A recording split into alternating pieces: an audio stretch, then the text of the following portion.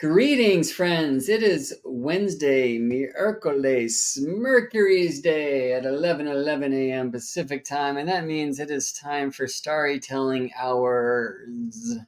And I'm very happy to have a dear friend and wonderful astrologer and human being and musician and many other things, as you will find if you don't know him already, Joe G here at Storytelling Hours today. Hi, Joe. Hi, Brett. How are you? Pretty good. Yeah, life is lifey. Yep, Um, life is most certainly lifey. as it does. But I think we're doing really well with it. How are things going with you in this moment of the spins? Yeah, I'm good too. Life has also been pretty lifey out here, but I'm managing it, and that's what matters.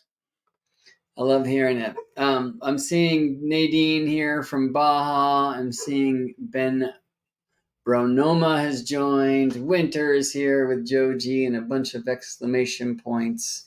Um, yeah, life is so lifey that I wasn't able to get a thumbnail together and get all this posted before time. It was just a scramble in the moment. So sometimes that's how it is. But we see Zelnary here from South Africa. Diane's here. Thea's here from Denmark. We're connecting nodes of the globe. What a wonderful, strange thing that we can do in this dawning of the Right. Aquarian age. And Joe is beaming in from Hamilton, Ontario, I believe. Yes. Now it is Elmira, Ontario. Is that also so in Ontario province? Yes, still in Yeah. Ontario. Then you have your sight set for the States. Yes, what a crazy, crazy thing. But it's happening. Yeah. Do you want to share a little bit about that? Yeah. Well, as you know, I've been wanting to move for a really long time, mostly for career purposes. Just, I know so many great astrologers in the States, and as of the past few years, I got involved with the conferences and all those things. So it just seemed like a very natural thing to do. And I also have uh a bit of a romantic incentive in that as well, which was nice. And so that's what happened. It kind of just dawned on me. It's actually really funny because I know that we'll be playing the Algol song later today, and it was that Algol talisman working that kind of catalyzed a lot of that. It was pretty interesting stuff. Oh, do tell. How did that play out? Yeah. So I made the Algol talisman. I made a set of talismans just before Norwalk this year, just before the spring, and it was just as a way to launch my YouTube channel with Kyle, the astrology channel. I wanted to use we wanted to use a chart that had Algol very configured to it, and so we're like, we must give Algol an offering, and so we made this talisman along with a video. Um, but I made the talisman, and the main intention for that talisman was more so leaning on the Perseus side of the story, where Perseus goes and faces this terrible Gorgon and faces their fear. And so I think that the talisman that I made was for facing fears. And so I'm like, okay, I made this talisman, everything is great.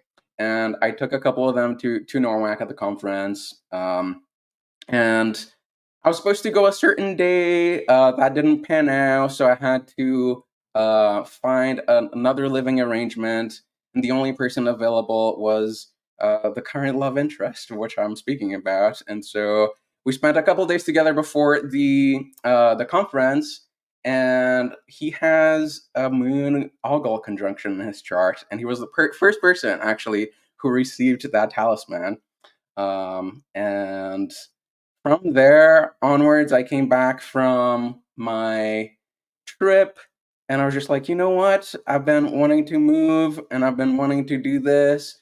And it was just like this horrifying thing to do because I'd have to leave my whole life behind and enter the country during a time where things are very contentious.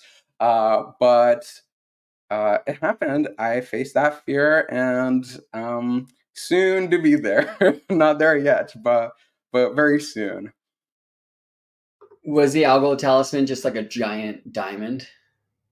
It was not. I made. I wish I could afford that. I made a series of images, and they're framed um, in this black frame, and the image was dark enough that when you look at it, you can not only see the image, but you can also see your reflection in the frame, which is Mm, pretty cool. beautiful. Because there's that very significant part of the Medusa story, of course, where you're not to look to the eyes of the Gorgon or else you become stone, but rather look through the shield that Athena gave to Perseus to kind of finish this job of transformation, as I like to say, that Athena began when she turned this beautiful queen into a strange snake-headed monster. In the end, Perseus, who severed her head per these instructions, and he did it for his mommy. I think that's a really important thing to say about this tale that many forget because they see this warrior cutting the head of the Gorgon as some patriarchal thing. This kid was a fisherman who just wanted to protect his mother from the eyes of a very lame patriarchal king, actually. And I'm not going to tell the whole story right now, but that's very, very beautiful how in your talisman you created this opportunity for reflection. Well, I wrote for the subject of our jam today, Harmony of the Heavenly Spheres, astrology and music with Gemini and Joe G. But I think we're talking astro magic as well. And music is magic, and magic is quite musical. And I imagine there's very few listening right now who have not heard of a talisman.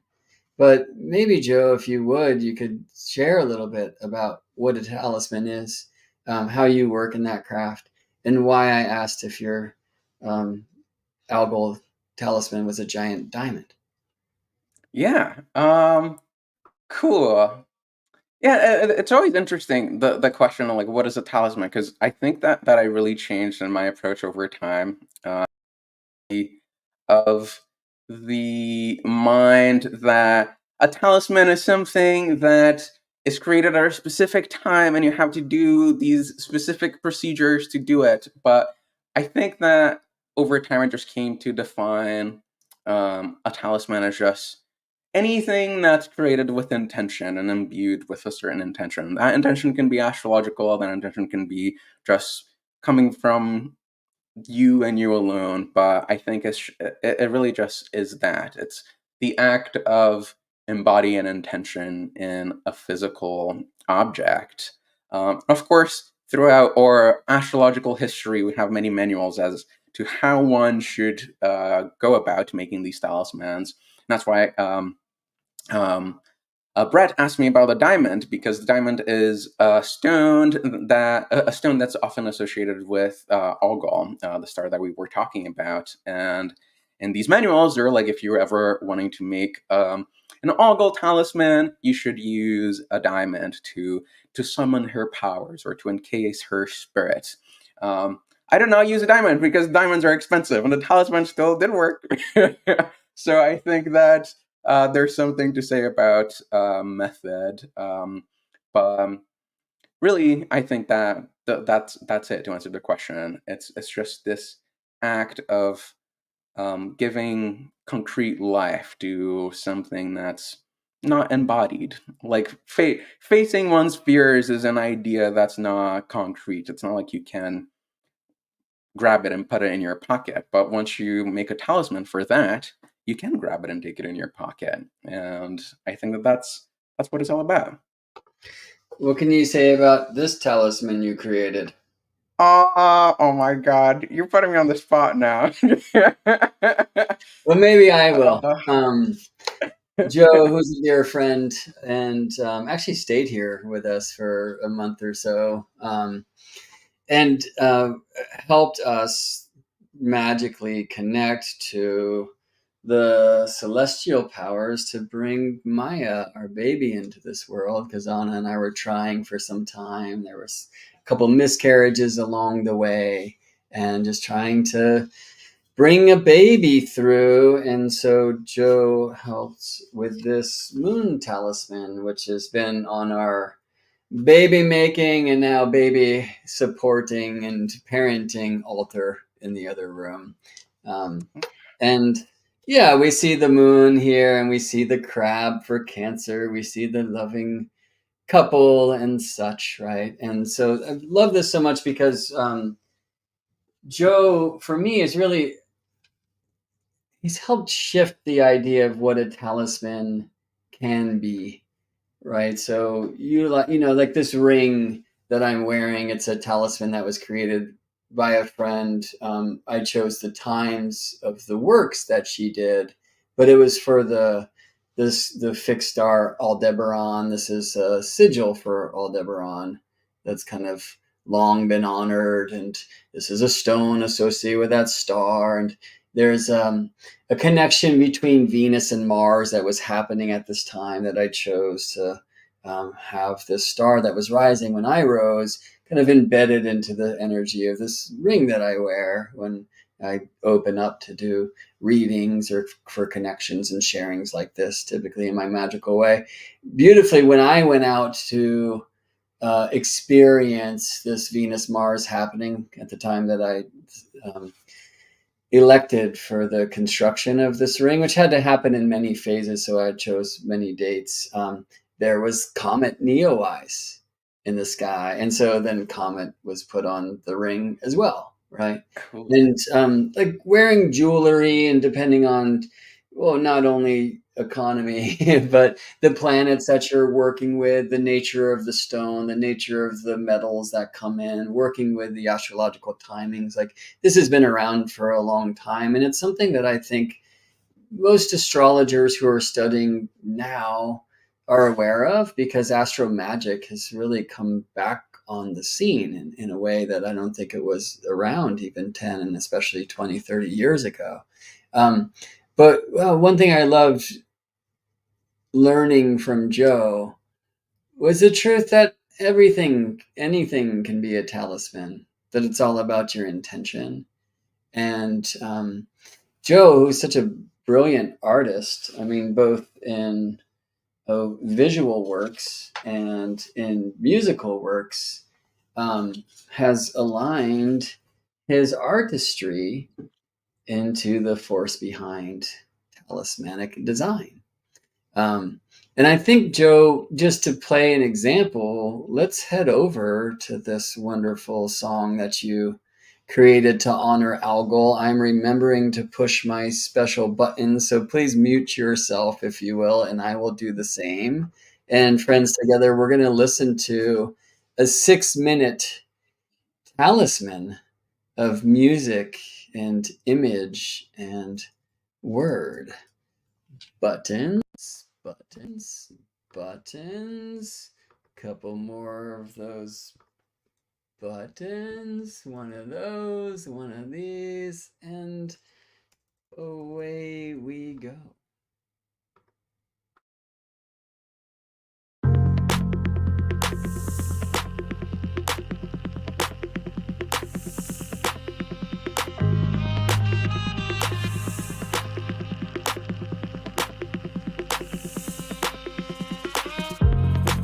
Free, the only one, not like just anyone, precious like diamond. Oh, frail flesh and bone, the fear being born, not undying, just surviving, but revival before.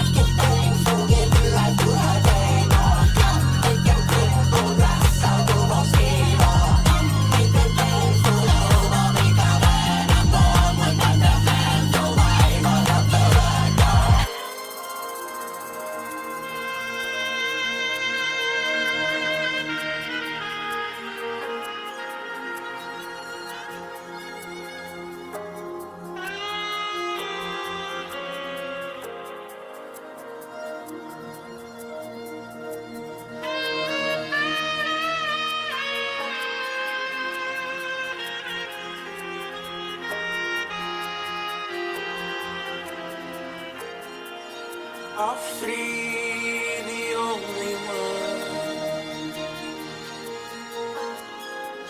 Now I'm dying, now I'm dying. Of three, the only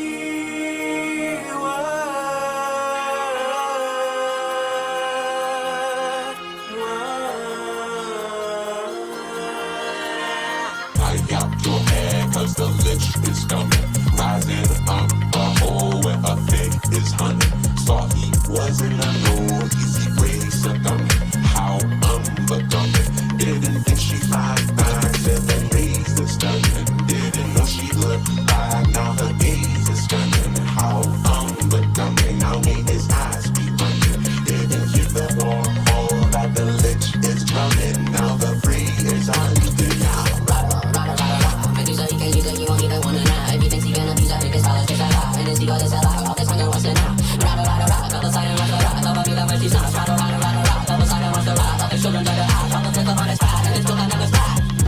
no one can mess with a snake, with the venom that makes someone limp mad and by his hunger.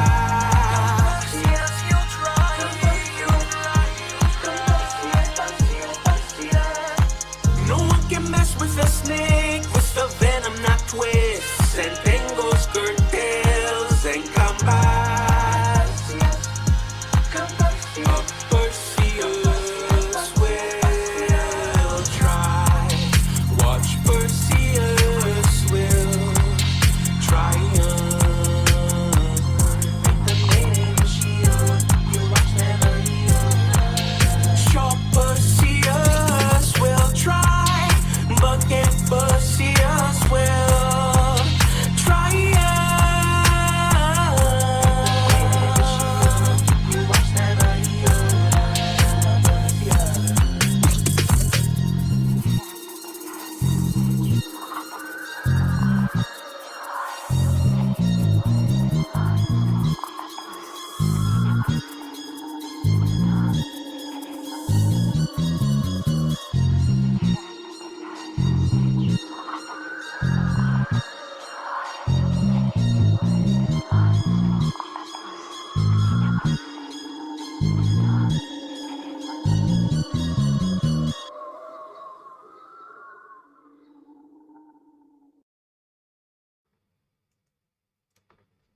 Amazing. Oh, let me get that screen share stopped, and I gotta do Oh my these God. audio things. Okay, we should be cool on the audio front. Let me also put the link into the chats here, so y'all can go listen to that 1,000 times if you would like. Oh. So what a powerful thing, and what a humble Joe. It's interesting to see Kyle Pierce's names first in the credits there. You know, it's strange that I had forgotten I played saxophone on that track Yes, you did. Yes. until I just hit play. And it's interesting, like actually gazing at that talisman and reading those words, and then hearing also like the intent behind the design of that talisman. Like I have tons of musical fear when I'm recording. On the stage, it's much easier for me. It's just been part of my life. Joe and I were both musicians before we were astrologers. And as a touring musician, I personally I always had a challenge because I toured around with these great musicians, and they're all huge now. And I'm like a good musician. And I always just felt like the weak link in the chain. And it's kind of like the bigger my band got, the smaller I got, because I was just kind of afraid that I was holding everyone back. I mean, the good news for me was it led me to ask this question, well, what am I a genius at? Because I was playing with these musical geniuses. But it really was like a time of fear. And especially like I wasn't playing at all before Joe was creating this beautiful piece of music. And I added some saxophone from right here in this room. And I remember what I sent to you. I was just like, I really didn't like it. And when you sent me back a mix or two, I was like, oh, can you just take that part out or play with that a little bit? And then Joe did, and every other instrument, the voices, like all those different voices you hear, that's all Joe. But I didn't really think about how Yeah, more than the other tracks of yours that I've contributed some saxophone for, this was a place where I really got to enter that fear. Hmm. And it's so appropriate for the Ogle Talisman. Yeah, Um, totally. And the funny story too is that even me in recording the song, I hate rapping. I absolutely hate it. I hate how my voice sounds doing it, and I just feel like I'm not as good as all these other rappers. And I remember very vividly the day that I started to record because I had to kick everybody out of the house because I needed that space to be like ritualistically set to record the All Goal song. And it got to the part, to the chant. There's that chant that comes at the part where things get really hectic, and it's followed by the rap. And I was just so scared of recording that, but I got in my recording booth and everything came out in one take. It's so amazing. I'm like, oh my god, this this talisman is already working because I've never been able to do this. And yeah, it's cool hearing that you also had a little bit of that on your end too, because it's interesting how these talismans work because it will start doing its thing even before it's like born and out into the world, which I always find it so fascinating.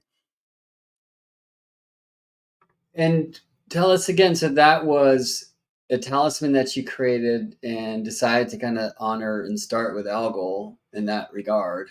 And for a project that you have with Kyle. So will you tell us a little bit about that project and direct me to a place where I can share a link to the chat here as well? Oh yeah.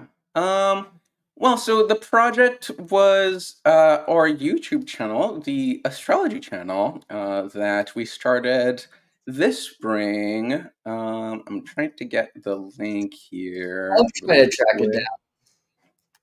Yeah, okay.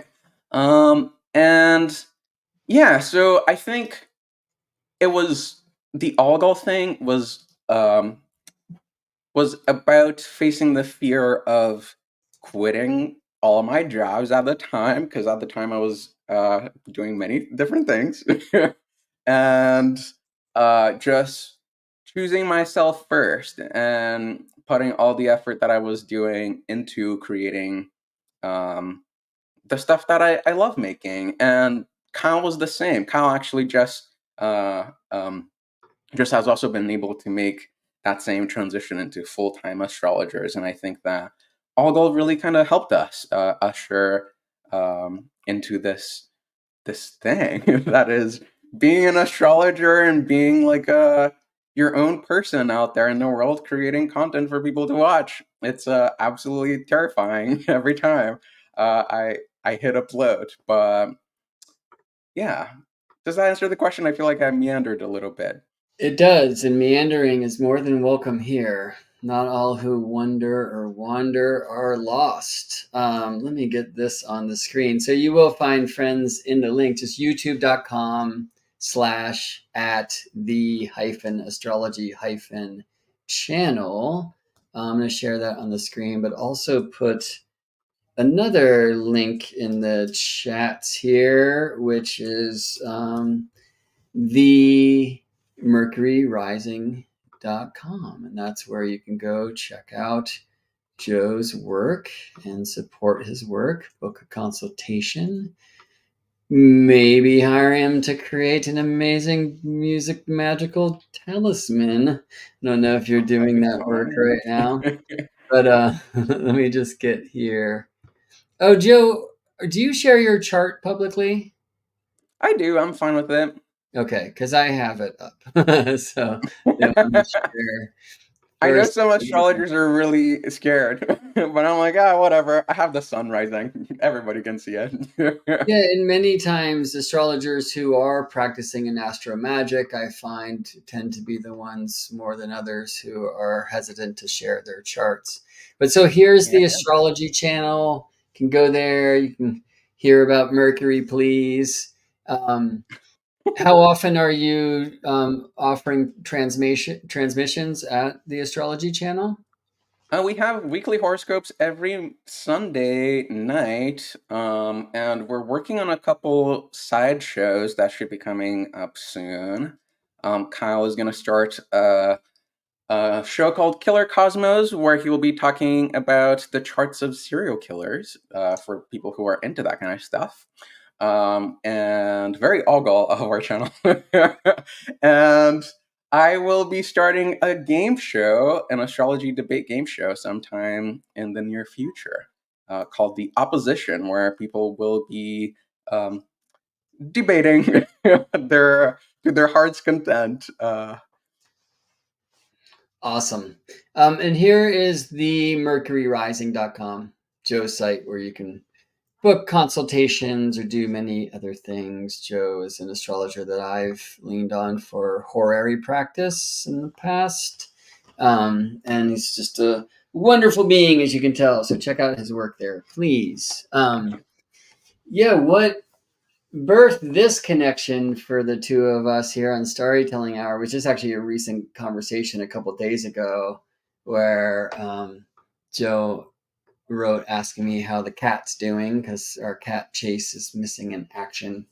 And I didn't have good news there. And then I asked Joe how the immigration practice is going, and he didn't have the best news there either. And I was asking him if, and I'll share this in your chart, if he feels that Venus or Mars might be more responsible for his opportunity to relocate. Joe, you're using Placidus houses mostly now, yeah? Yes. Okay, so here's Joe's Placidus chart. Now you know everything about him. But why I asked Venus or Mars is because home, country, land, where we're living, all fourth house themes. And in the Cancer design, Libra is the fourth whole sign. And so we might refer to this Venus. Or we might look to Scorpio at the IC, where, of course, modern astrologies would look first for Pluto, who's in that zone. But traditionally, we're inclined to go towards Mars, who's out of bounds. And I wrote something about, well, hopefully that will help. But just looking at the timings of transits now, where Saturn is squaring Venus, we find this opportunity of Mars just crossing the ascendant, and because Mars will soon station retrograde, that's going to happen a bit. This Mars-Pluto opposition, perhaps celebrating this amazing transformation that you've gone through in the relationship realms, and maybe thanks in regards to the star that resides here, Algol, who Uranus has been and will continue to transit. But yeah, at the time I was kind of like, hopefully Venus and not Mars, just because Mars is in a later degree. And so we won't see the completion of this Saturn-Mars square for some time. Saturn will have an exact alignment to Joe's Mars on March 30th, 25. And then after stationing retrograde in Aries, Saturn will come very close to Joe's natal Mars degree once again in November 25. And so hopefully it doesn't take that long, but it makes a ton of sense because Saturn, who can be law and regulations and boundaries and structures and whatnot, talking to the planet that represents home and where we're living, we can see this thing about like Joe's having to deal with immigration lawyers and the law, and with the election coming up, what's going to happen there and all the things. And so what I advise Joe is like, hey, maybe you should connect to the harmonic of your natal Mars Saturn thing. And so that's why I wanted to bring Joe on today and talk harmony and harmonics and different musical, talismans and ways to live our lives, and some of the things that I'm doing with harmonic astrology, which I think are pretty fringe, but they let me as a practitioner go into places I wouldn't necessarily otherwise go, or as it is so often the case in astrology, they offer another opportunity for me to see a thing that other techniques or other parts of the charts are showing. Speaking of Saturn, Joe just froze. But you're coming back. Can you hear me, Joe? Okay. Yes, I can. You're back. All right. So let's look at that harmonic. play that game, and then maybe get to the beginning of this thing, and just talk about music and astrology and different models of how we can use musical play to dive deeper into the song of our soul and such. And it's actually what first brought Joe and me together, I think, is Yeah. music and astrology. Is that true? Yeah, we were nerding out on decans and a way to map them musically on a Zoom call at one point. And that drove me to take lessons with you. Was that a Zoom call or maybe at Norwalk did we first connect? Like, it was like when a year when Yeah. Norwalk was only virtual and we were hanging out in like a, you know, Yes. in a I think room we in a virtual were, conference. yeah, we were in the Mercury room at the time, I think. I think it was like a fire Mercury room, and then he just so happened to join. And we kind of just like took over the whole conversation talking about jazz, but it was amazing. Yeah. I mean, if conversations were taken over for the sake of jazz, the world would be a better place. Um, Right? I so agree with that.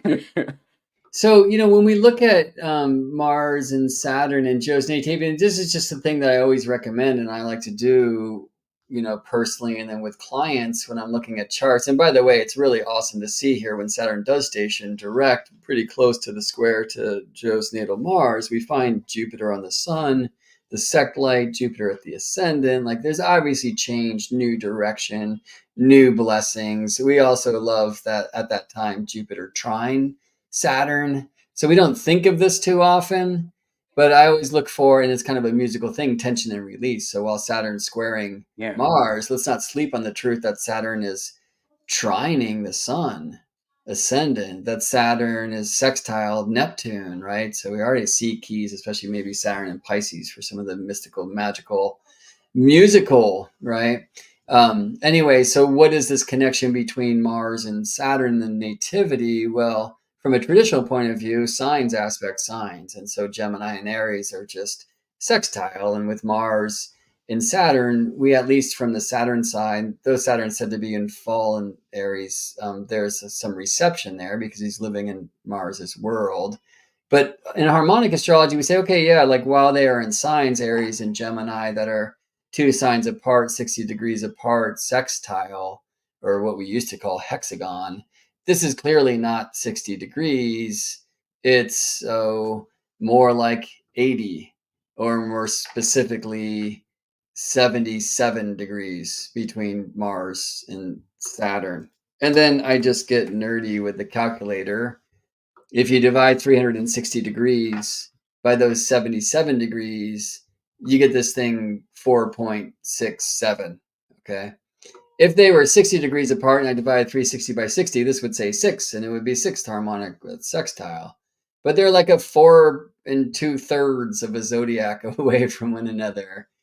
And if any of you don't try this at home, but what we do is we tame that number. So I can see that this is basically 2/3. And that means if I multiply by 3, I get here to 14. And this means that Joe was born with Mars and Saturn 3/14 of a zodiac away from one another. Now, a 14th of the wheel is not an even number. It is this endless thing. But if I multiply that by 3, we're going to see that 77. So this is it, right? So that Joe has Mars and Saturn in the 14th harmonic. I'm going to show that to you in a harmonic chart. So this is Joe's 14th harmonic chart,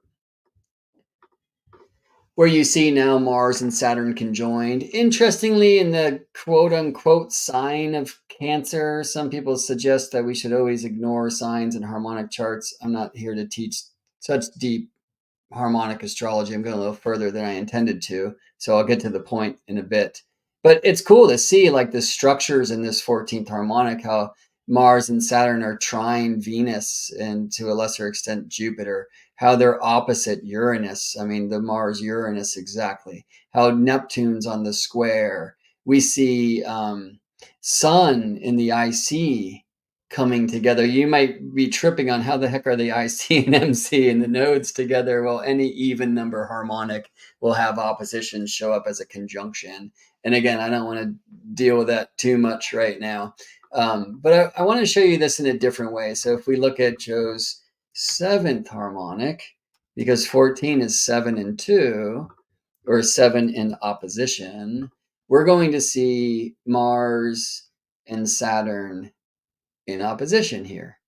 And so when I see folks that have like a strong 14, I see it as doing 7s with another.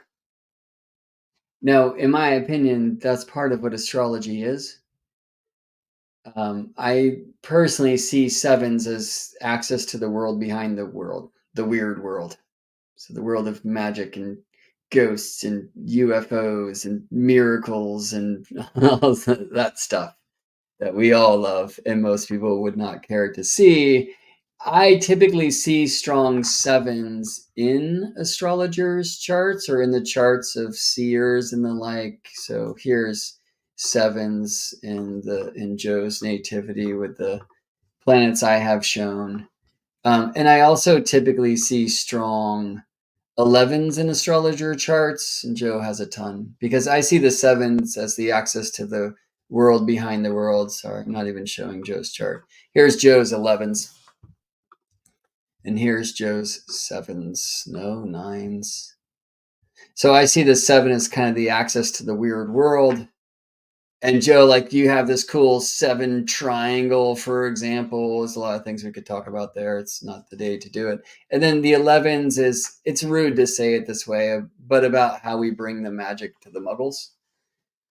Because not all have eyes to see or would care to have a look. It's pretty scary out there in those algal realms sometimes. But there's folks like yourself, Joe, who are designed to be translators, right, for the hidden worlds and to help bring them into the world of the visible and the senses and the material and the marriages and jobs and things like that, right? So I typically see in astrologer charts 7s and 11s for the reasons that I just described. Now, this is different than how most people look at harmonic astrology. And so I use it as a tool also for this, like, hey, if Saturn's transiting Mars, and if that has something to do with being stuck by the protocols of regulations and governments and rules and such, that's keeping you from going where you want to go. First of all, who is Mars? And may he be out of bounds and let you exist outside of the rules anyway. And in Gemini, and have 2 homes maybe for some time that can look like. And that's been true in your life, 2 countries as well. But if I look at the natal condition of Mars and Saturn and get to this 14thness, then I'll encourage somebody, hey, like, this is designed to have the spirit of otherworldliness, outside the box, beyond the rules, even can be 7s, with another person. And so when I shared that to Joe, he's like, oh, that's kind of what's going on. Maybe you want to take the thread a while, Joe, because I've just been talking forever. Yeah, no. It's just fascinating because you're hitting so many points. Because it's actually really interesting to hear about harmonic astrology because I'm not a harmonic astrologer, so I don't know how it works.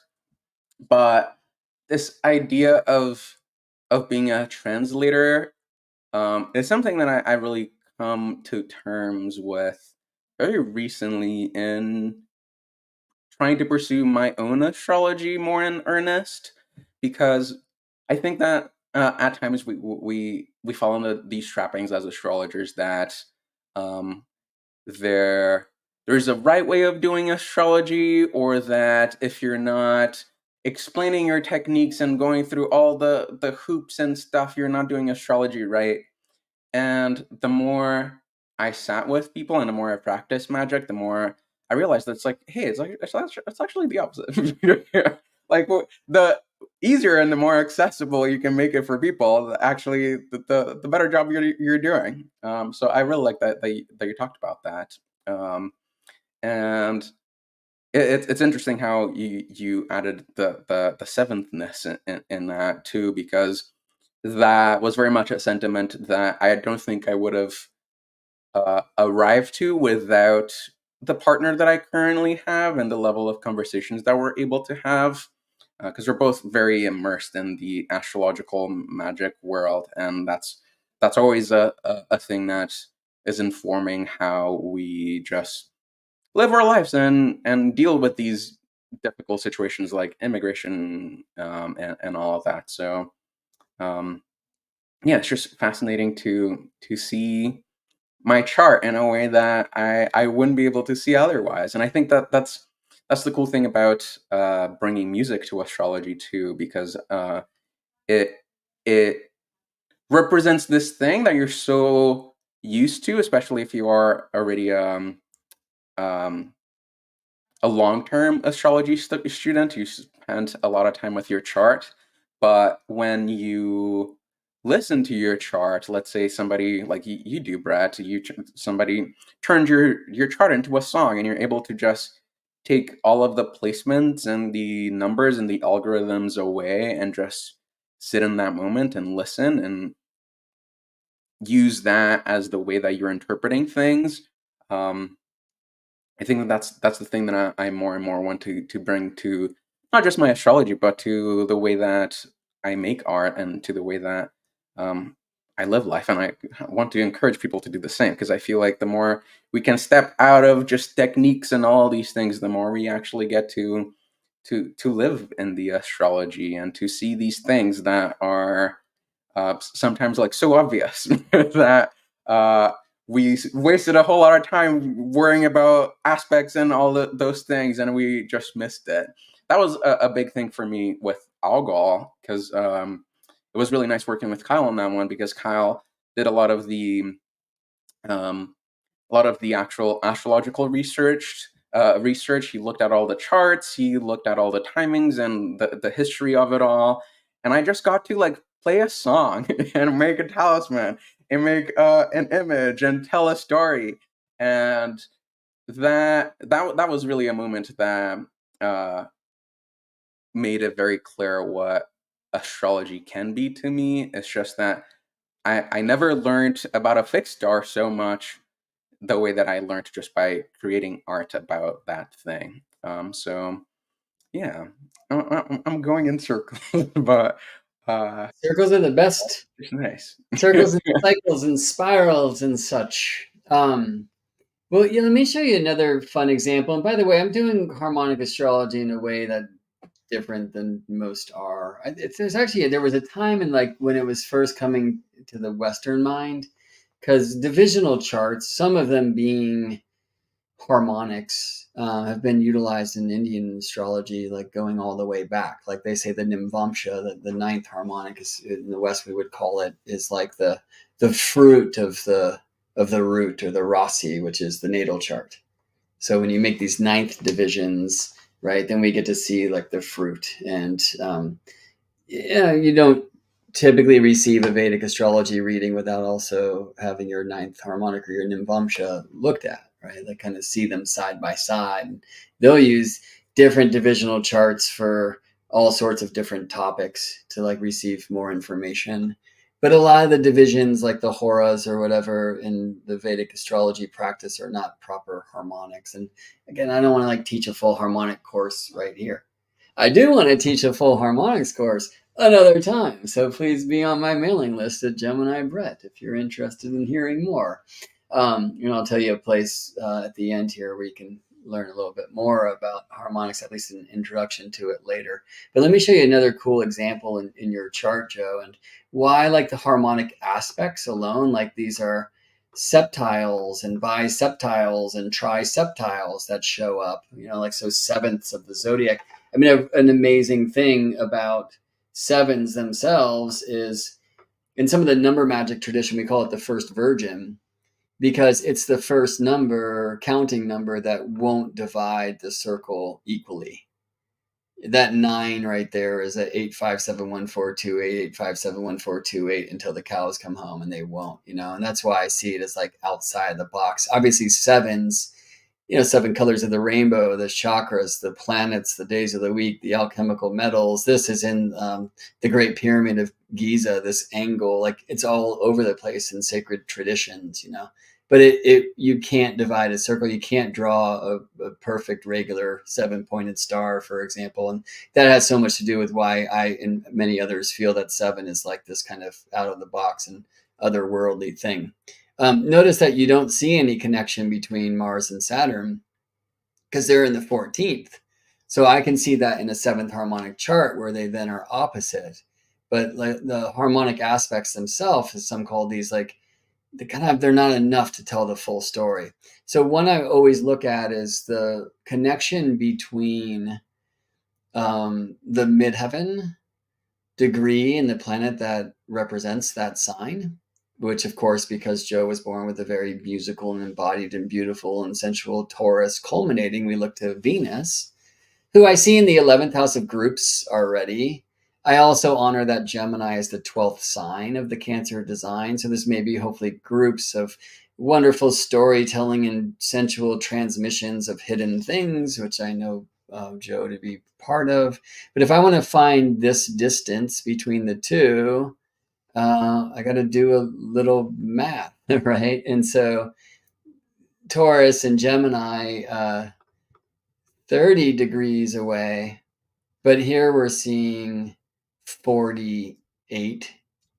It's a little bit less. It's 46. I mean, it's going to show up in the 8th harmonic, which most of us agree is about manifestation.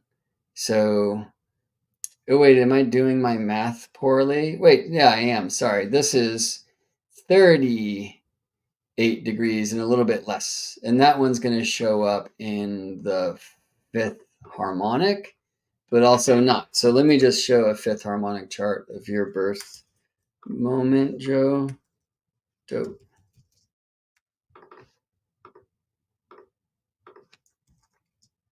Okay, and then what we're going to see here, if I did my math right. No, well, that's a 6th harmonic. Sorry. That's user error. Okay, is we're going to see Venus in relationship to the midheaven. And in opposition, in the 5th harmonic is a conjunction in the 10th. The 10th of the wheel is 36 degrees. That's the general distance between Joe's Venus and his Taurus midheaven. And so I like to see that kind of shape or nature or harmonic or vibration of 36 being part of how you're designed to do your work in this world. And anytime I get, sorry, not 36, 36 degrees, but that's 10th of the wheel. Anytime I get 10th or 14th, if you can divide by 2, so 10 being 5 and 2, do 5 with someone else, because 2 is the nature of the opposition. Now, this happens like in our work as counselors. Like, I'm always sitting with amazing people. I had a crazy, amazing session right before we got on, and it's like, I'm talking to this very interesting person. So when you're like doing that 14, as I was saying before, you like get to like change the world with another. And that seems to be very much alive in the new relationship you found your way to. Maybe courtesy of this interesting Pluto transit to the descendant and such. Right? But the 10 would be doing 5 with another. And what is doing 5 with another? It is creativity, it is joy, it is play. And it's kind of what makes the world go around and will bring us maybe back to this idea of music and astrology. So there's been many different maps over time. I haven't read enough of it yet, but the parts I have, I've loved. This is a cool book I would recommend. Oh my God, I have that book too. It's so good. Yes, I've read half of it. I'm still not done. Half of a book, that's like 7 books in my Gemini mind. I celebrate you. Oh my God. Oh, cool. Winter just wrote that there are 7 repeating numbers when we divide 360 by 7, which I had not yet noticed. Thanks. Oh, there we go. So this is Jocelyn Godwin. People have told me that she has many great books, and a friend of mine gave this to me. It's called Harmonies of Heaven and Earth, Mysticism in Music, from Antiquity to the Avant-Garde.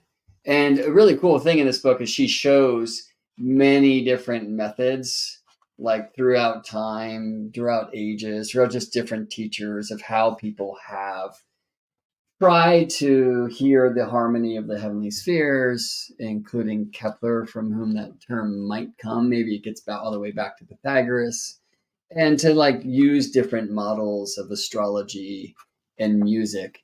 In 2 weeks' time, next week, on Storytelling Hour, Scorpiana, my partner, and I are going to be on together talking about Cool. the truth of Scorpio.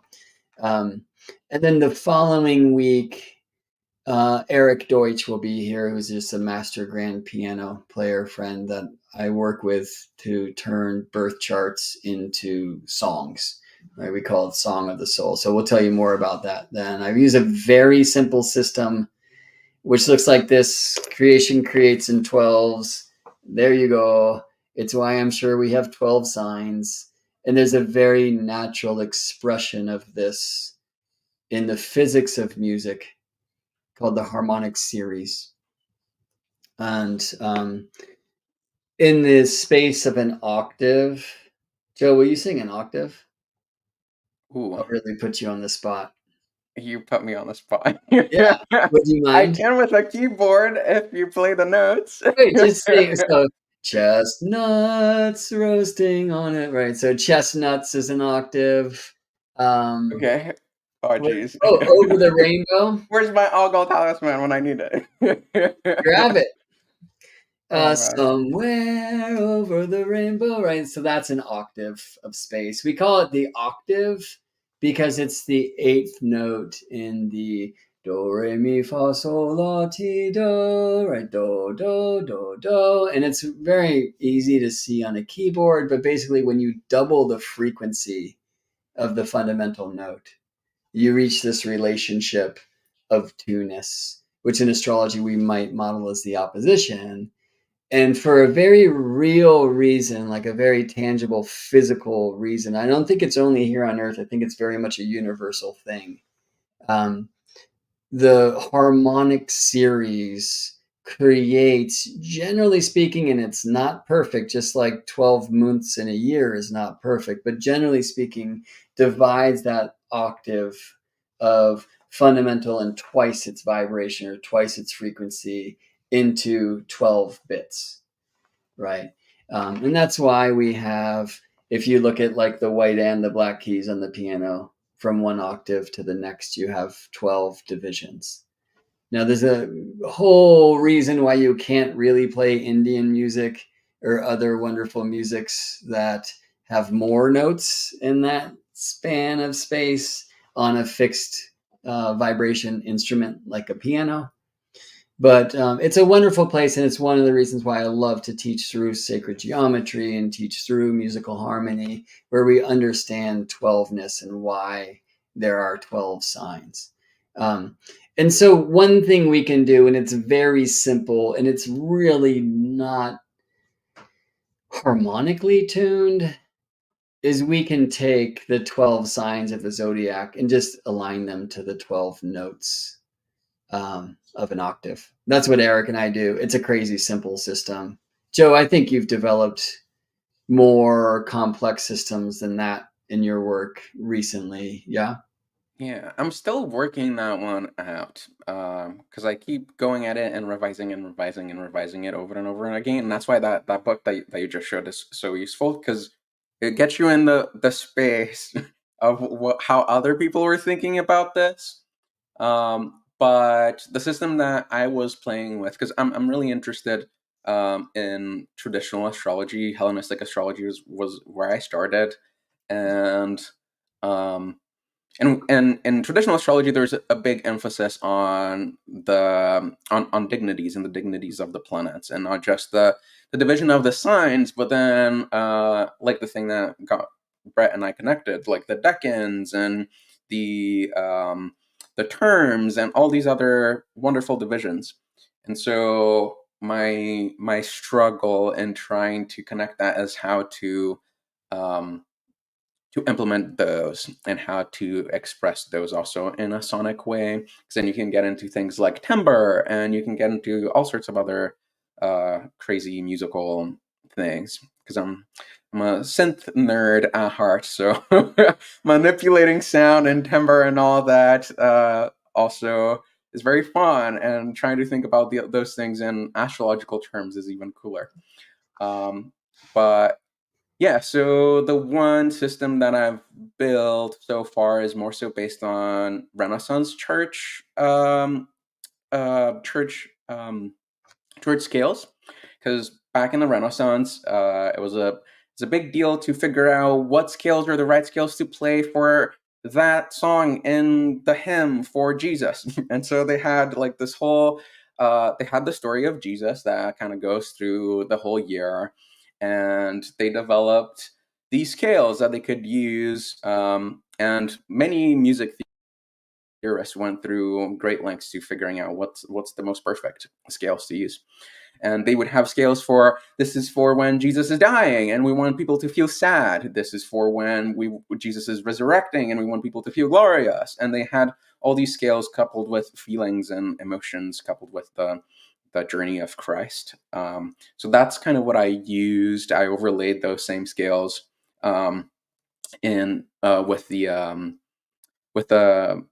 zodiacal wheel, and I kind of just went from there. But I think one of the things that is important to always keep in mind with this is like a thing that I'm learning as I develop this, is that there's never going to be a system that can contain all these things. You kind of just have to pick your battles.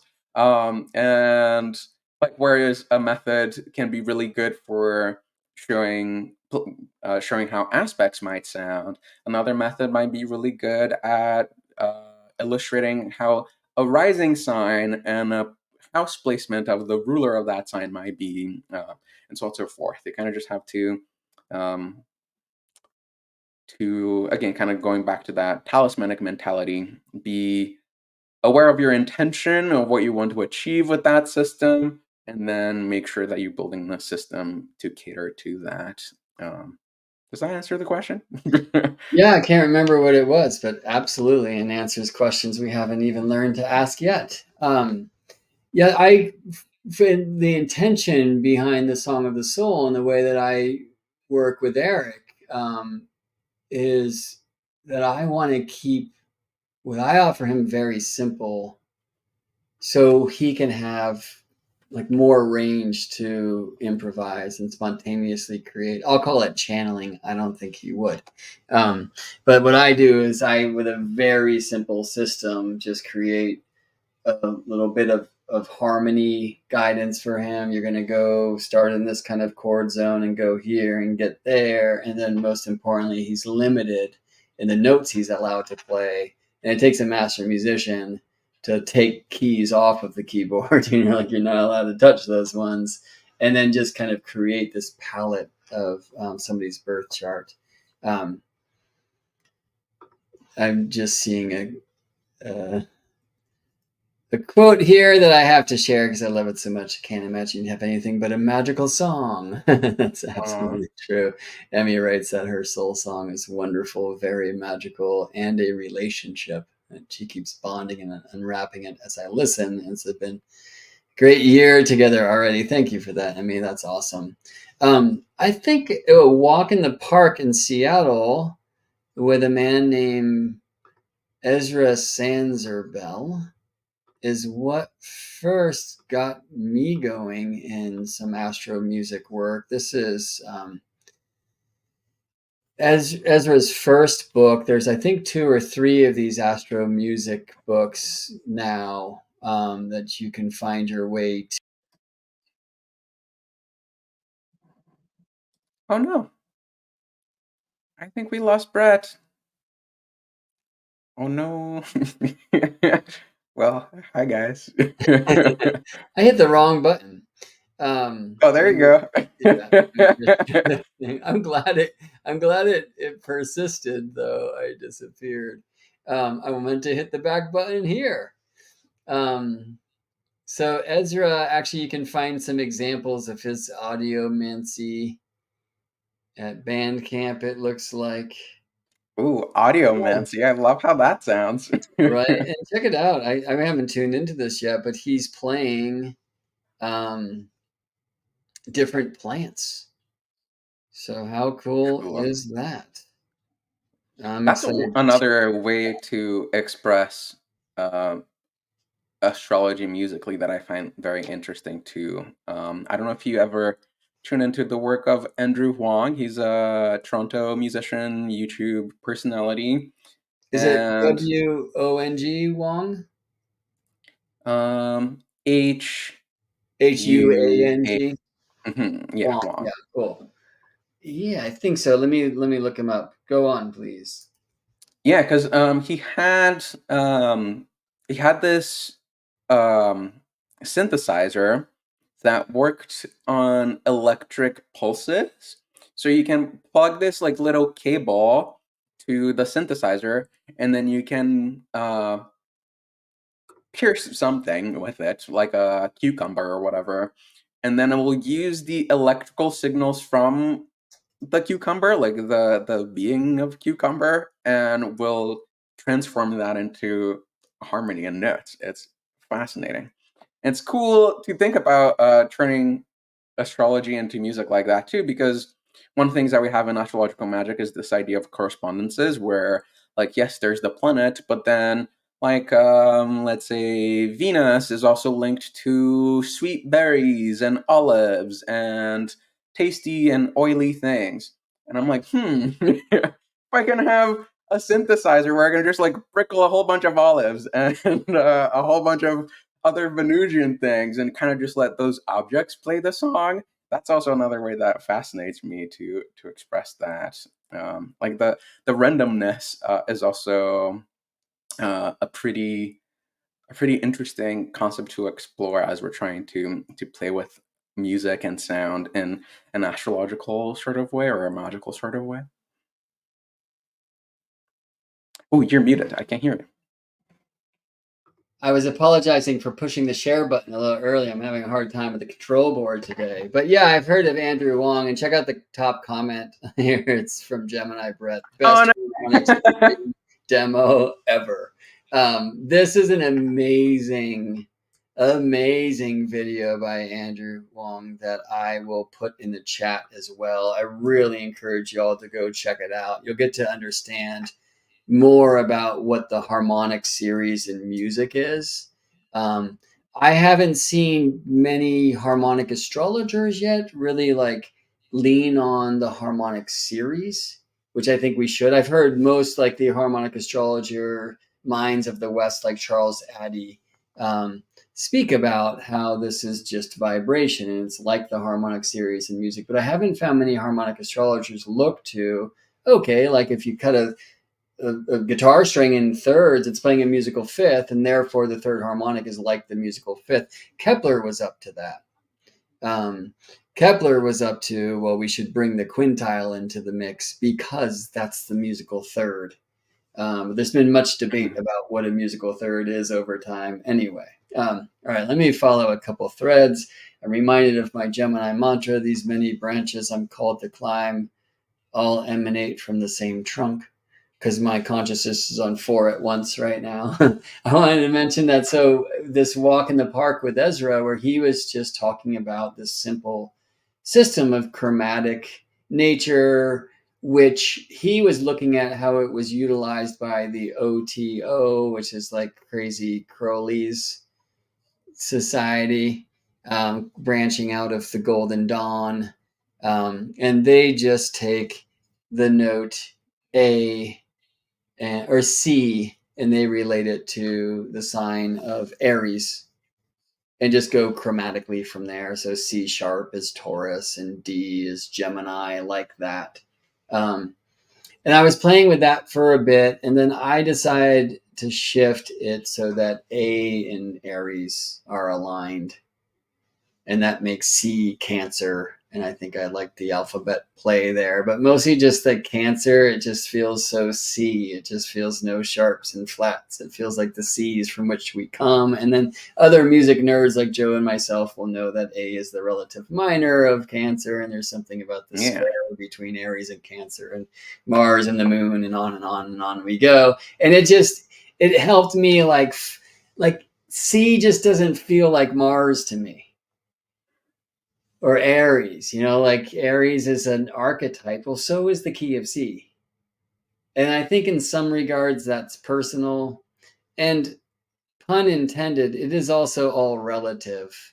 Like a harmonic map will be a harmonic map regardless of where you start from. But when I look through books like, there's a really wonderful book called Tarot Correspondences Oh, by, by T. Susan Chang?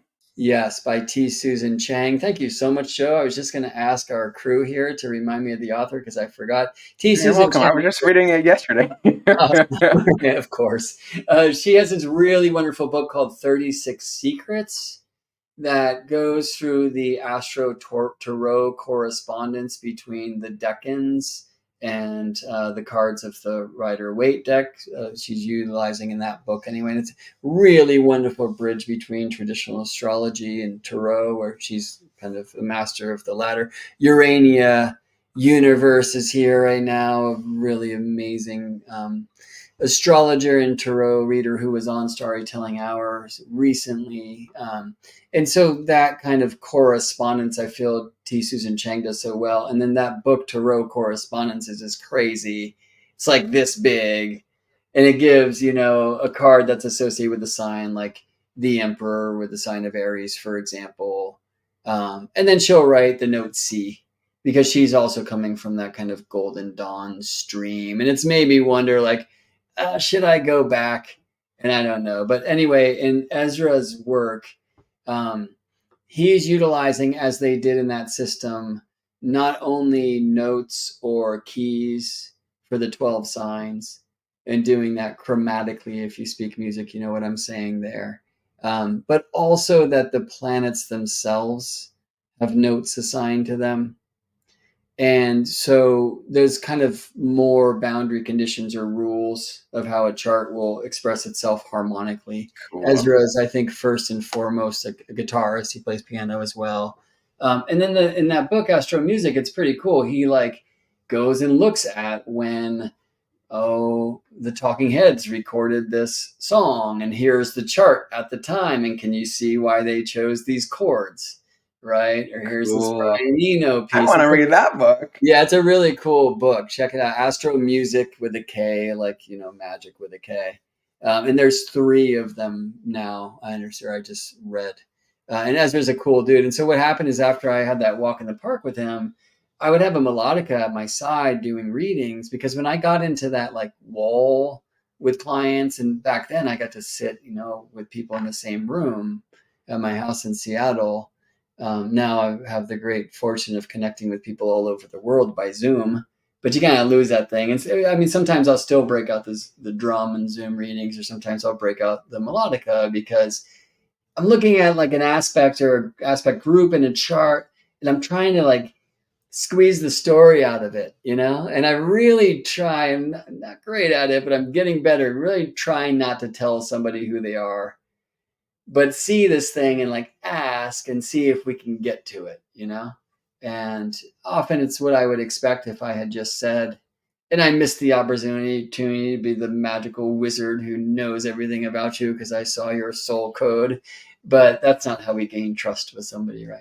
But sometimes I'm very surprised. It's I get that shape, but it came through in this way that I didn't necessarily expect. But sometimes you just don't get anything at all. And then the melodica would come out, and I would just play the chord. It just asked them to close their eyes and breathe and just play the sound, And usually it's a very tense chord because I'm looking at a tense part in the chart, And then I'll play where it releases, because that's the thing in a chart too. I see this, as we were talking about for Joe now, Saturn's going to square his Mars, but trine his sun. So where's that tension? How does it offer release? Do you see what I'm saying? And sometimes I would just play this, and then the story would come forth from the client. And that's how I was using it for a while, until Eric and I started creating songs of people's birth charts. And I'll speak about that with Eric more in a couple of weeks. Have you done much of that, Joe? So I know you've created, I've heard several of them now, these amazing musical talisman pieces honoring stars or planets or even the moment. But have you worked with full birth charts to turn them into a musical piece much? Yeah, that's kind of where this system that I've been working with kind of came from. I'm still trying my best. I'm still figuring it out. But one thing that is currently fascinating me is, and I like that you touched on that already, is just not just the signs, but the planets, especially with a more traditional astrology mindset when you're thinking about 7 planets as opposed to like 10 planets. 7 planets works really nice with a 7 note scale, which are most of our scales these days. Um, and it's cool that you talked about like this like playing this chord and the story just always like coming alive. And before I was an astrologer, of course, I was a musician, and my favorite chord was always the Lydian chord. It was just like the tastiest sound for me. Just like as much as I can use this chord, I'll use it everywhere.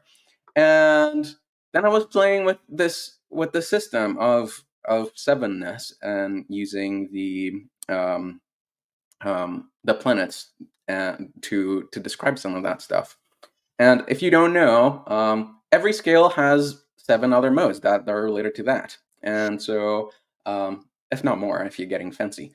But what what you can do then is just use like a C major scale and use the Chaldean order of planets, so like Saturn, Jupiter, Mars, and whatever, and just lay it out like that. I start with the moon as like the root degree, and then it ends with Saturn at the 7th degree.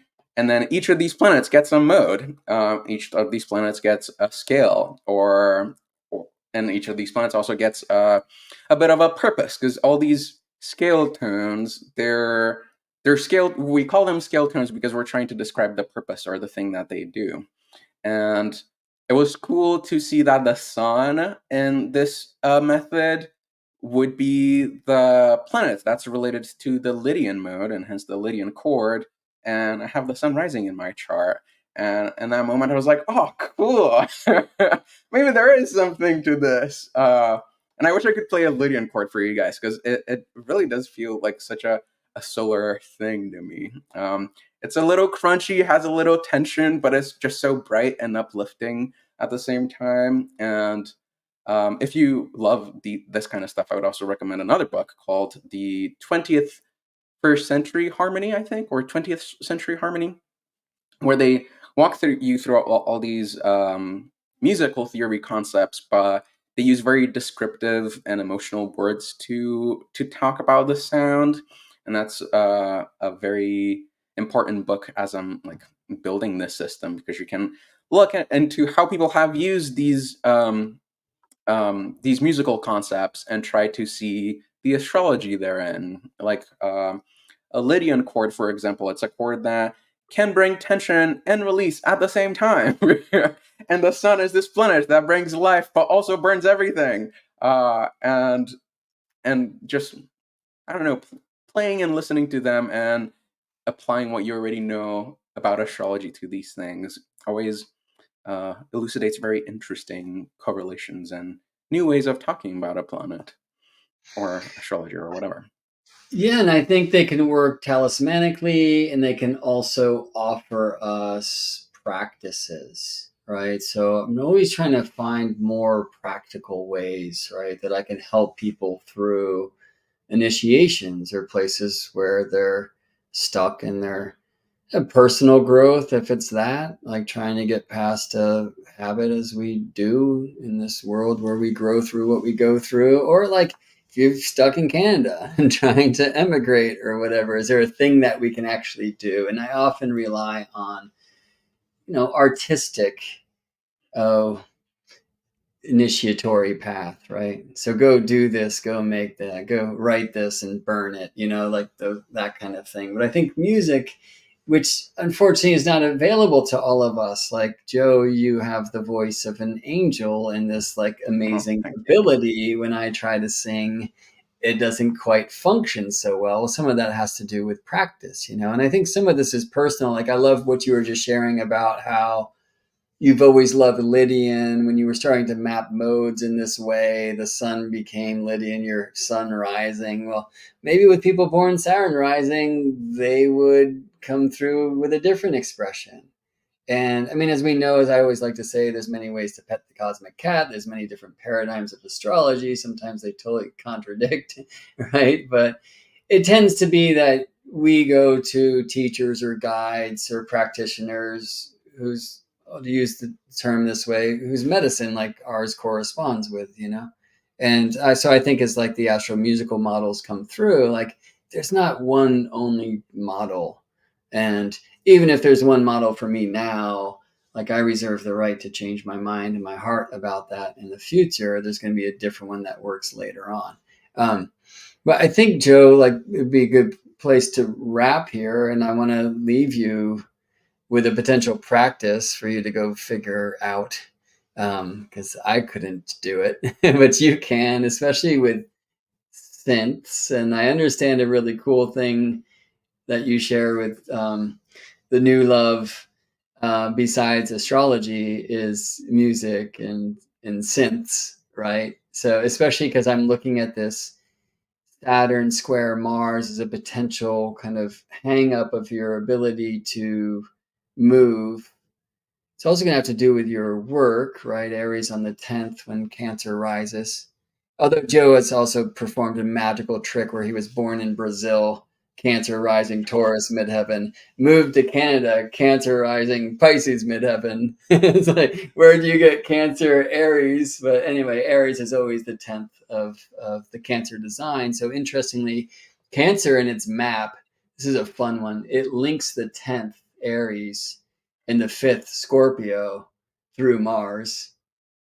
So this planet is kind of showing us that Cancer's job is to create or birth. Do you see what I mean?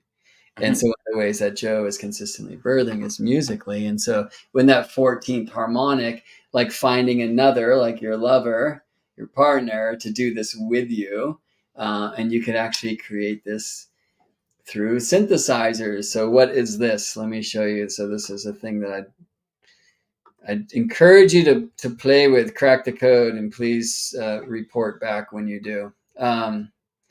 Is this Wikipedia page on the screen, Joe? Yes. Okay, yeah, the Wikipedia article, though likely authored by the CIA, is pretty solid. Their article on the harmonic series. I'd really encourage you to check it out. You get to learn a few things about like how this works in vibrations. I don't think they have anything here where you can, well, actually, you can do this. You're not going to hear that because it's just the way that StreamYard sharing is set up, but you could come listen to some of these things here. And without going too deep into it, Joe, like this will land for you.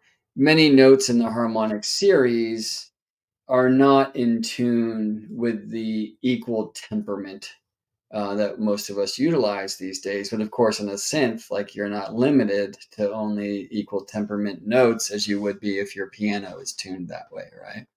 Mm-hmm. So when let's just say we pluck a full guitar string, if it's this note, or let me show it this way, if it's this vibration, if you pinch that guitar string in half, now you're getting two vibrations that are each cycling twice as fast. That's the octave.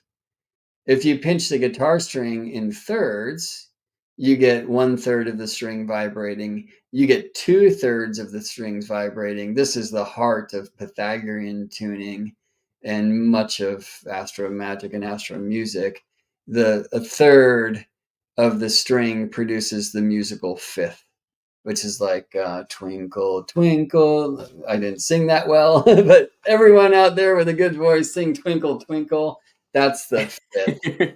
All right. And that's the most consonant besides the octave relationships of doubling, which is kind of like a birthing. There's so much mitosis and having, doubling. But the fifth is the next most consonant thing.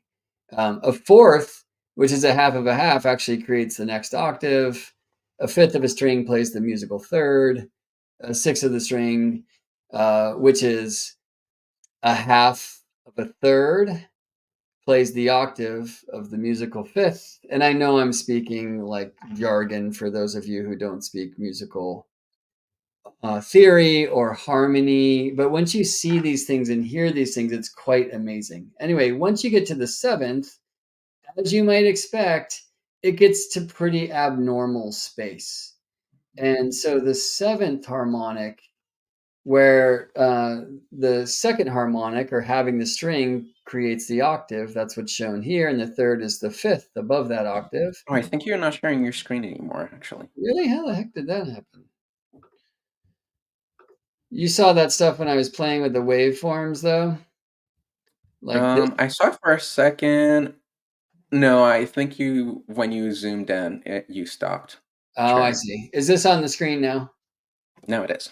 Okay, so sorry, this is the idea of here's the full string, pinch the string in half. Now you have two parts of the string vibrating twice as fast. That's the octave. The half of the half is the fourth. That's the next octave. The eighth is the next octave. The 16th, the 32nd, like the whole binary sequence, that's octave. And it's something I compare to mitosis, where the one cell becomes two, becomes four, becomes eight. And in like Pythagorean wisdom tradition, it's very much associated with mother and feminine. And I'm going to leave that aside for now. If you pinch the string in thirds, you get the musical fifth. I'm not going to try to sing Twinkle Twinkle again. I've already embarrassed myself. If you pinch the string in fifths, you hear the musical third, the major third. If you pinch it in sixths, well, a sixth is just half of a third. So while this is the musical fifth, this is the octave of that fifth. Seventh is a whole nother story. So now we're going to go here, and this will be even more jargon based for those of you who don't read sheet music. But here's the pinch the string in half, and it's the octave. Here's the next octave, fourth. Eighth is the next octave. 16th is the next octave. 32nd would be the next here. Just 64th, 100, all the binary sequence. Here's the third. Here it's a G, and if you play the sixth, it's just the next G in the sequence. The 12th, after that, it's a G. The 24th, is that here, is going to be a G, okay? But here's the seventh, and what this is showing us here, this minus 31, is how different the natural seventh harmonic, like pinching a string at its 1/7 position, or 6th, 7th position, how far off it is from what we call equal temperament tuning, where we just take the octave space and we divide it into 12 equal sections. The harmonic series does not do that. It's in some senses unnatural in that regard. I'd really recommend you listen to some of the awesome YouTube conversations presented by Jacob Collier Oh, around. I was gonna say. I mean, he's so great, and he can really kind of help you hear these things as well. But so, Joe, a kind of a magical practice I would recommend for you and your partner is to on one side of the synth play like the deep root, and on the other play the 14th harmonic. So now you're like way up in a, you can see the difference in the range between these two. Or you might even, because doing it in partnership, did that just stop the screen share as No, well? I can see you. I can see you. Okay. Oh, I didn't even mean to do that. But all right. So because you're doing it in partnership where the two is already implied, you could play the seventh. But the seventh is this weird thing where, like, I'm like, I guess this is where I want to be. The seventh is this weird thing where, in a sense, this is a C, right? So it's the minor seventh,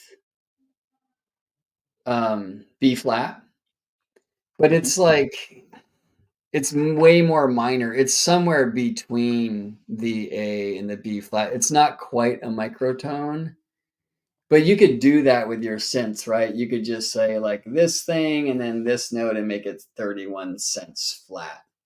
And I Yeah. feel like that could be this kind of magical practice that the two of you could do together to embody this 14, to somehow activate your natal Mars Saturn condition in such a way that Saturn will help Mars help you achieve this goal sooner than maybe the transits could suggest.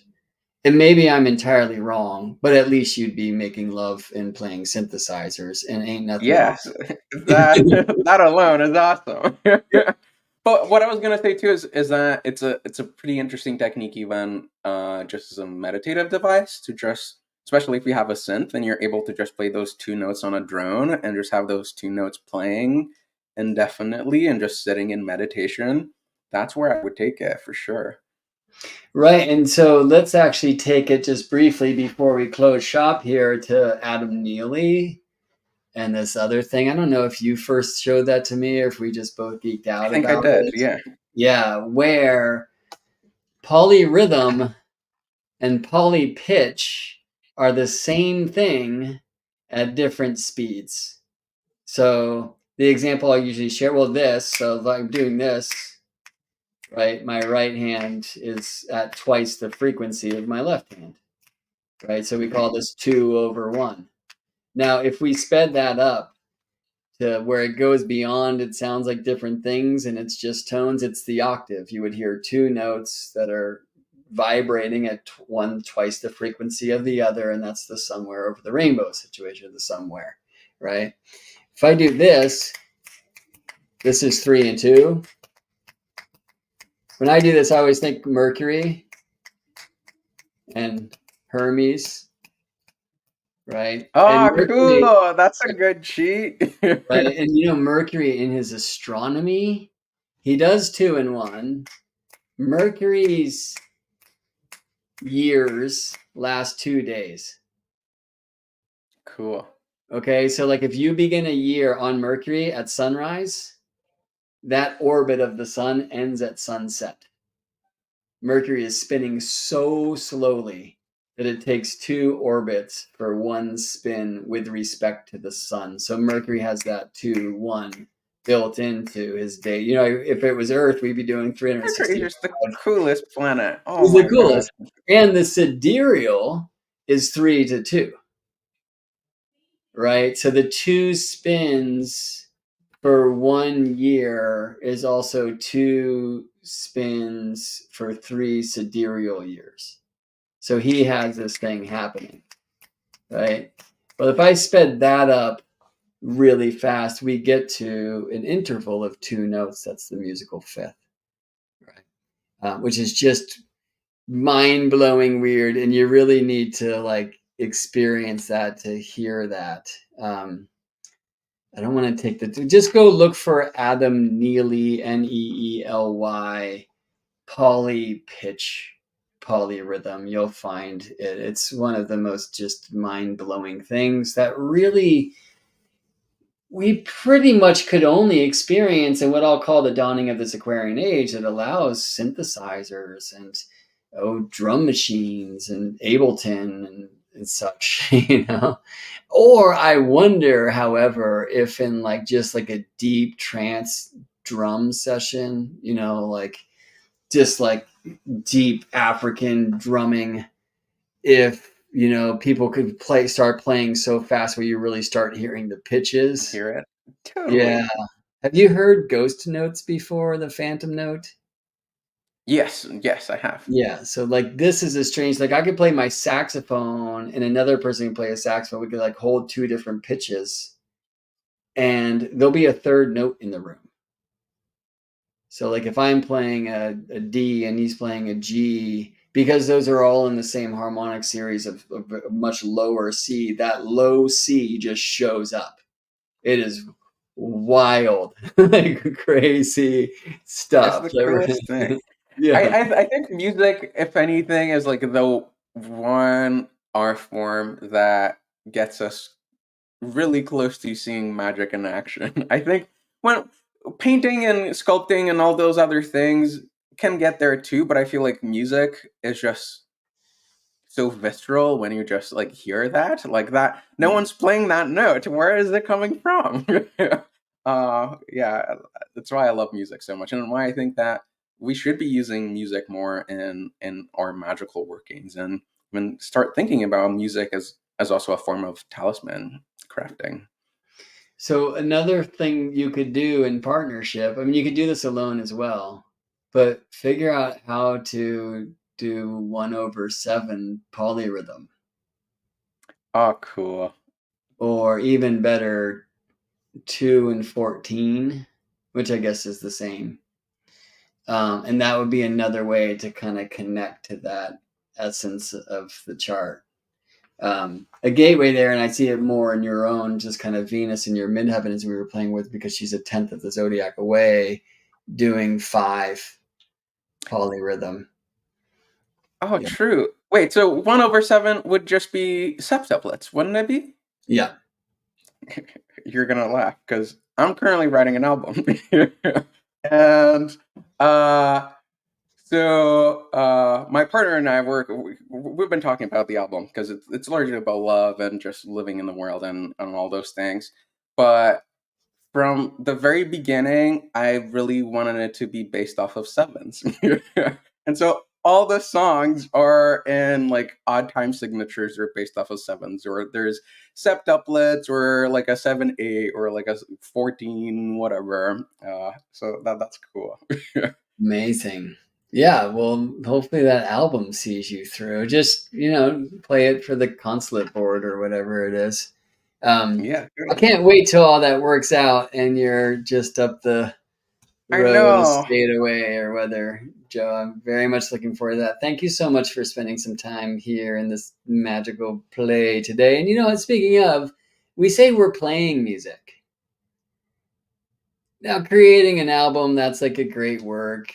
Practicing to the point where you can actually sing or play septuplets, that's a whole practice. But, music is one of these rare things where we actually use the most important word, which is play, as like the verb of how to music. And hopefully it's a good reminder for all of us to be artistic and to not take things too seriously. I I want to agree. end here just by sharing a few links for y'all to go and see. Joe, is this on the screen? Yes, it is. Okay, so this is Joe's website, themercuryrising.com. Go check him out. I imagine, well, we can get to daily horoscopes. We could probably link to your YouTube from here now, right? So the astrology channel is now live. That again is youtube.com/at the astrology channel. You can find me at geminibrett.com.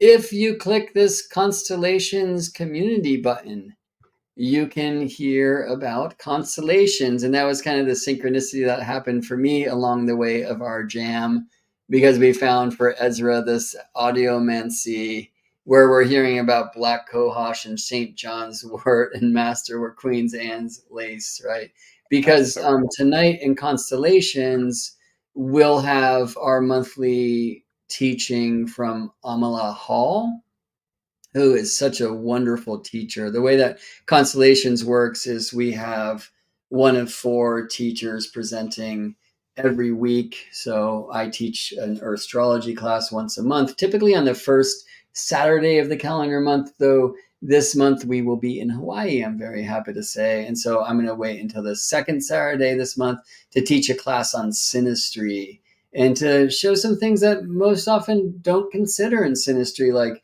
mixed receptions and parallels, which, like, Anna and I are in love and we don't have much classical synastry going on in our chart. So I've always been looking for other things, and I haven't, like we have the same harmonic in our moon phase and stuff like that, right? So it's taken me like into finding new ways to astrologize to understand why she and I make sense, because I know most days that we totally do.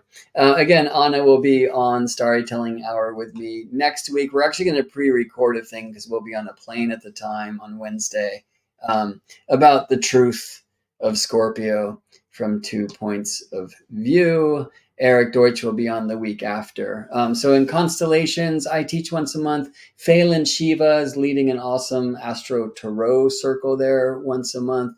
We have community members that we've heard from some here today, like Winter, Nadine, who are very active participants. Winter is a leader in community discussions that we have regularly. Amala Hall presents a planet Astro Alchemy correspondences class once a month, and it's 4 p.m. Pacific, just in a few hours today, when she'll be teaching on Libra planet correspondence, because she was traveling during the time where she usually teaches. And then we have Alyssa Luna offering once a month, as the sun is moving through the signs, astro embodiment practices for each of the signs. $16 a month, and you get all of that, and you can access all of the classes that we've all taught since like March. It's an amazing amount of stuff for just a little bit. Winter, I appreciate you saying, hey, y'all, don't forget to like this video. Thanks for that. And I hope you'll check out Constellations. So GeminiBrett.com/constellations is a fast way to get there. Joe, thanks for allowing me to take the time to offer that plug. Sue asks, is that today? Yes, Amala Hall will be teaching Libra, planet Libra, and Venus, planet correspondences at 4 p.m. Pacific today, October 30th, 2024. If you're not able to make that live, those of you who are in constellations or who want to join before, it will be there available for you on your resources page. And if you join constellations sometime in the future, when maybe you're just hearing this video, which happened in your past, it'll be there waiting for you. So come on in, support the work. Liking this video, sharing it around, booking a session with Joe, checking out the YouTube channel that Joe and Kyle have been adding to frequently, weekly. It's good for us. It helps us defeat the algorithm, if you will. Yes, it does. Have no fear. Show the world that you love astrology, friends. Thanks for loving it with us. Thank you, Joe, for your time. It's so nice to connect. Thank you. And go where we go. And we will see you in space, friends. Enjoy the Mars, Pluto.